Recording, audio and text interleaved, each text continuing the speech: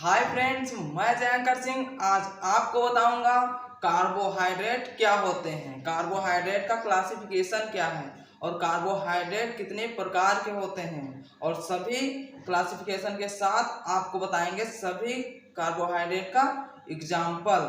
तो बने रहे वीडियो के लास्ट तक। So let's start the video. अब हम समझेंगे कार्बोहाइड्रेट क्या होता है। तो आइए जानते हैं कार्बोहाइड्रेट क्या है। तो समझते हैं, carbohydrate are organic compound with general formula CnH2n का वर्ग N। इसे कहने का मतलब है कार्बोहाइड्रेट कार्बोनिक ऑर्गेनिक कंपाउंड होते हैं, कार्बनिक कंपाउंड है जिनका जनरल फार्मूला क्या होता है CnH2n का वर्ग N। मतलब जैसे C अगर 6 है तो H2O कितना होगा 6 और H कितना हो जाएगा 12, H12O6। इसके कहने का मतलब A है। आगे क्या है, they are composed of carbon hydrogen and oxygen. इसके कहने का मतलब है यह बने होते हैं किससे किससे, कार्बन हाइड्रोजन और ऑक्सीजन से मिलकर, जिनका having ratio of oxygen and hydrogen. इसके कहने का मतलब है जो इनका रेशियो होता है ऑक्सीजन और एक, सबसे पहले आप जानेंगे ये बने होते हैं किससे, कार्बन हाइड्रोजन और ऑक्सीजन से, जिसके साथ में क्या होता है ऑक्सीजन और हाइड्रोजन का जो एटम रेशियो होता है वो कितना होता है 2 अनुपात या फिर 2:1। इसके कहने का मतलब है जो 2 है यह क्या होगा हाइड्रोजन एंड जो 1 है ये क्या है ऑक्सीजन। आगे क्या कहता है, carbohydrate are primary source of energy. जो कार्बोहाइड्रेट होते हैं प्राथमिक एनर्जी का सोर्स होते हैं या ऊर्जा का सोर्स होते हैं, स्रोत होते हैं। फिर आगे है cells utilise carbohydrate directly for cellular respiration in the presence of oxygen. जब ऑक्सीजन के प्रेजेंस में क्या करते हैं, जो सेलुलर रेस्पिरेशन होता है वो ऑक्सीजन के प्रेजेंस में होता है। जो कार्बोहाइड्रेट डायरेक्टली कार्बोहाइड्रेट से करते हैं, जब ऑक्सीजन प्रेजेंस होगा तो सेलुलर रेस्पिरेशन डायरेक्टली हो जाएगा। आगे क्या है, at the end of reaction, जो कार्बोहाइड्रेट की रिएक्शन के एंड में होता है या लास्ट में जो होता है वो क्या क्या बनता है, carbon dioxide and water, carbon dioxide water and energy in the form of obtained. कहने का मतलब है जो कहने का मतलब इसके लास्ट में जो रिएक्शन कंप्लीट होती है, रिएक्शन खत्म होती है, समाप्त होती है, तो क्या क्या बनता है, कार्बन डाइऑक्साइड बनती है और वाटर बनता है और एनर्जी बनती है in the form of ATP या एटीपी के फॉर्म में बनती है या फिर ऑब्टेन किया जाता है। समझ गए, आई होप आप लोग समझ चुके हैं।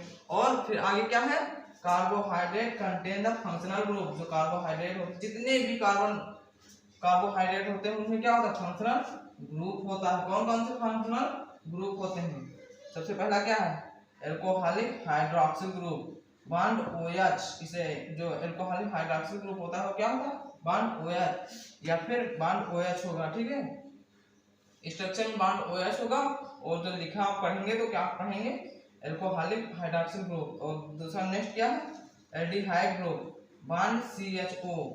जब आप किसी भी कार्बोहाइड्रेट का आप जब उसका स्ट्रक्चर देखेंगे तो उसमें क्या होगा, उसमें आपको यह फंक्शनल ग्रुप आपको दिखेगा या फिर यह दिखेगा या फिर यह दिखेगा। और दूसरा अगला क्या है कीटोन ग्रुप। तीसरा फंक्शनल ग्रुप क्या है कीटोन ग्रुप। आप जब किसी भी कार्बोहाइड्रेट का यदि आप देखेंगे क्या उसका स्ट्रक्चर देखेंगे तो उसमें इन तीनों फंक्शनल ग्रुप में से एक ना एक आपको जरूर ही मिलेगा। ठीक है, आगे हम आई होप आप लोग यहाँ तक समझ चुके होंगे, इसलिए एक स्क्रीनशॉट ले लें। फिर आगे मैं आपको इसके क्लासिफिकेशन के बारे में बताता हूँ विद एग्जांपल। इसके क्लासिफिकेशन के बारे में समझेंगे कि कार्बोहाइड्रेट के क्लासिफिकेशन क्या है। तो आइए हेडिंग डालते हैं क्लासिफिकेशन। तो क्लासिफिकेशन इसके बारे में कहा जाए तो ये 3 टाइप से डिवाइड किए जा सकते हैं। जैसे कहने का मतलब क्या, on the basis of complexity. इसके कहने का मतलब है कॉम्प्लेक्सिटी के बेस पर डिवाइड किया गया। दूसरा क्या है on the basis of reactivity, इसकी रिएक्शन के बेस पर इसे डिवाइड किया गया है। और फिर अगला क्या, on the basis of functional group. इस कहने का मतलब है एक फंक्शनल ग्रुप के बेस पर इसे डिवाइड किया गया। जैसा कहने का मतलब है आपने अभी देखा था ये कितने प्रकार के फंक्शनल ग्रुप कंटेन करते हैं, तो सेम उसी हिसाब से इसको डिवाइड किया गया है। कौन सा मतलब कहने में कार्बोहाइड्रेट कौन सा फंक्शनल ग्रुप कंटेन करता है। तो आइए जानते हैं सबसे पहले on the basis of complexity, या इसमें कितने प्रकार से डिवाइड किया गया। तो सबसे पहले इसमें डिवाइड किया गया 3 प्रकार से। तो पहला कौन सा है, मोनोसैकेराइड। पहला कौन सा है, मोनोसैकेराइड। और दूसरा क्या है, ओलिगोसैकेराइड। दूसरा क्या है, ओलिगोसैकेराइड। ओलिगोसैकेराइड को कितने पार्ट में डिवाइड किया गया, 2 पार्ट में। 2 पार्ट में पहला कौन सा है, डाइसैकेराइड, और दूसरा क्या है, ट्राइसैकेराइड। पहला कौन सा है, ओलिगोसैकेराइड को डिवाइड किया गया है, तो पहला कौन सा है, डाइसैकेराइड, और दूसरा क्या है, ट्राइसैकेराइड। और फिर तीसरा क्या है, ओलिगोसैकेराइड दूसरा टाइप था, अब तीसरा टाइप क्या है, पॉलीसैकेराइड। कौन सा है, पॉलीसैकेराइड। तीसरा पार्ट कौन सा, पॉलीसैकेराइड। अब अगला क्या है, on the basis of reactivity. इसके कहने का मतलब रिएक्टिविटी के आधार पर इनको कितने पार्ट में डिवाइड किया गया है। तो पहला पार्ट क्या है, रिड्यूसिंग शुगर। जो शुगर होते हैं, शुगर को ही मेनली कहते हैं कार्बोहाइड्रेट, तो वही शुगर, जो शुगर है रिड्यूसिंग शुगर क्या होते हैं, ये सब मतलब आगे बताएंगे डिटेल्स में। फिर दूसरा क्या है, non reducing sugar. Non reducing sugar है दूसरा टाइप। तो फिर on the basis of functional group के आधार पर इनको कितने प्रकार में डिवाइड किया गया है। तो पहला क्या है, एल्डोज क्या होता है, और दूसरा पार्ट क्या है, कीटोज क्या होता है। तो अब हम आगे समझेंगे कि इसके जितने भी ये पार्ट हैं इन सबको क्या कहते हैं और कितने प्रकार से इनकी फंक्शनल ग्रुप या क्या है, इनके बारे में डिटेल्स में आगे समझेंगे। सो आई होप आप लोग यहाँ तक समझ चुके होंगे, इसलिए आप एक स्क्रीनशॉट ले लें, फिर इसके आगे डिटेल्स में बताते हैं। अब हम समझेंगे कार्बोहाइड्रेट के क्लासिफिकेशन को डिटेल्स में। तो आइए जानते हैं क्या है classification on the basis of complexity. इसमें कितने प्रकार के जो कार्बोहाइड्रेट थे वो कितने प्रकार के आते थे, 3 प्रकार के। पहला मोनोसैकेराइड, ओलिगोसैकेराइड एंड पॉलीसैकेराइड। तो आइए जानते हैं मोनोसैकेराइड क्या होते हैं। Monosaccharide, these are single unit of carbohydrate that can not be hydrolysed further. जो ये मोनोसैकेराइड जो कार्बोहाइड्रेट होते हैं ये सिंगल यूनिट होते हैं कार्बोहाइड्रेट की, और क्या है, that can not be hydrolysed further. इनको आगे क्या हाइड्रोलाइज या जल अपघटित नहीं किया जा सकता है। इनका एग्जांपल क्या है, ग्लूकोज एंड फ्रक्टोज। ग्लूकोज और फ्रक्टोज का कहा जाए तो इसका फार्मूला सेम होता है, परंतु इसका स्ट्रक्चर चेंज होता है। तो आइए जानते हैं, जैसे मोनोसैकेराइड का जो एग्जांपल है ग्लूकोज और फ्रक्टोज, इसका फार्मूला क्या है, C6H12O6। इसको क्या करना है, इसको हाइड्रोलाइज करना है H+ की उपस्थिति में, हाइड्रोजन की उपस्थिति में। तो जैसे यहाँ पर क्या हुआ, हाइड्रोलाइज करेंगे तो इसको क्या होगा, इसकी नो रिएक्शन होगी। आगे समझते हैं दूसरा पॉइंट क्या है, दूसरा टाइप है ओलिगोसैकेराइड। ओलिगोसैकेराइड में कितने प्रकार के आते हैं, 2 प्रकार के, एक है डाइसैकेराइड, दूसरा है ट्राइसैकेराइड। तो आइए जानते हैं डाइसैकेराइड क्या होता है। These are oligosaccharide consist of 2 monosaccharide units. इसके कहने का मतलब है जो डाइसैकेराइड होता है, डाइसैकेराइड प्रकार का जो ओलिगोसैकेराइड होता है या 2 मोनोसैकेराइड यूनिट से मिलकर बना होता है। जैसा इसका एग्जांपल क्या है, सुक्रोज का फार्मूला क्या होता है, C12H22O11। इसको हाइड्रोलाइज करेंगे तो 2 अलग अलग मॉलिक्यूल्स प्राप्त हो जाएंगे। जैसे कहने मतलब है C12H22O11 प्लस H2O, इसको हाइड्रोजन की उपस्थिति में इसको हाइड्रोलाइज करेंगे तो क्या होगा, C6H12O6 प्लस C6H12O6। इसके 2 फॉर्म प्राप्त हो जाएंगे, sucrose and fructose. I hope समझ चुके होंगे। अब तीसरा क्या है, ट्राइसैकेराइड। ट्राइसैकेराइड का मतलब क्या है, ओलिगोसैकेराइड का एक टाइप है।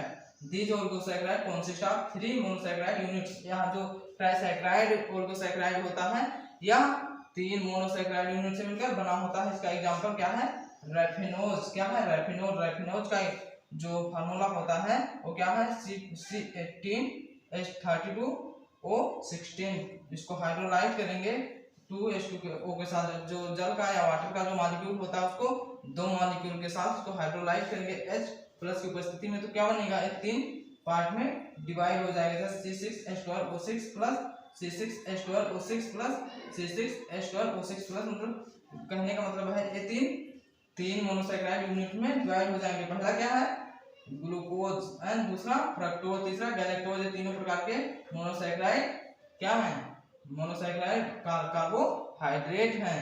फिर अगला टाइप क्या है, पॉलीसैकेराइड। क्या है, पॉलीसैकेराइड। पॉलीसैकेराइड जानते हैं क्या है, a single molecule of a polysaccharide sugar is formed by polymerisation of more than 10 monosaccharide. इसके कहने का मतलब जो पॉलीसैकेराइड जो होते हैं इनका एक molecule, a single molecule of a polysaccharide का जो सिंगल मॉलिक्यूल है, एक मॉलिक्यूल है, वह किससे मिलकर बना होता है, जो बहुलकी, जो क्या है, बहुलकीकरण कहते हैं, पॉलीमराइजेशन मतलब बहुलकीकरण प्रोसेस द्वारा क्या बनता है, जो क्या होता है, polymerisation of more than 10 monosaccharide. जो इसका सिर्फ एक मॉलिक्यूल होता है वह बहुलकीकरण द्वारा बनता है, और कितने, एक जो मॉलिक्यूल है वह 10 मोनोसैकेराइड से मिलकर बना होता है। आगे क्या होता है, 10।